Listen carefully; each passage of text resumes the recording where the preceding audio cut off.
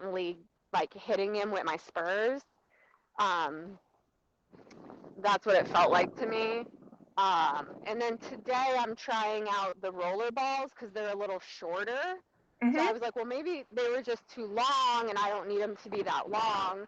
So I got these roller balls and they're a little shorter. But I don't know. I feel like I like the other ones better because they like, I feel like I keep catching him with these ones more. Okay. Finding the right length spur is really a time trial thing with a horse that you put them Okay. on, you try out the spur, you see how you feel. You really have to pay attention to your leg position.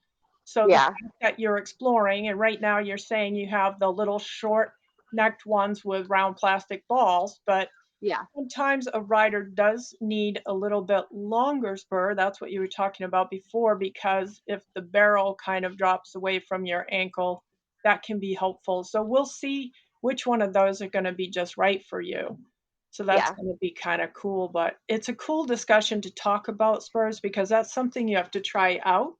And you're Yeah. always looking for the most effective spur for you. But of course, you're trying for the mildest one that is effective. Yeah. And if it isn't effective, it can be that also people don't sometimes have them far enough up on their boot or actually appropriately. Like some people put them way down on the heel, which means that they're actually too low. So, um, Yeah. I have them. I'm trying to keep them in my spur rest on my boot. yeah, and a lot of boots companies' spur rests are a little too low, actually. Are they? Yeah, most of the very Yeah, best maybe custom made so.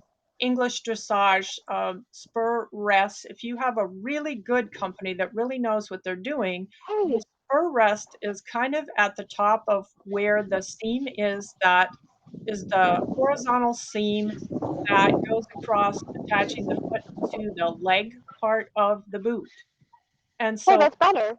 yeah, and so actually you have to pull them up on the thread of the leathers and get them because the arm of the spur that holds it around your foot that should Yeah. be parallel to the ground. It should never be sagging up or down. It should be parallel to the ground and it should be on that seam.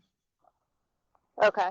And so in recent years, because there's been more jumper influence in English riding boots than dressage influence, a lot of the boots are really designed for jumpers and spurs being much lower because they don't want to catch the horse over the fence. They want to have the spur really, really low because, when they step up through the jump phase, your leg moves. And so having it so high up, they don't want it so high up. They have it way down. And it is for a specific reason. But for dressage, it's more about having it in this little bit higher position. Yeah. So, and that is, where you're kind of at with most dressage work, whether you're on English or Western. Unless you have a spur that is really, really long in the neck, and then you have to be really, really careful about where you have it. So, yeah, that's a great discussion to be having today. Great.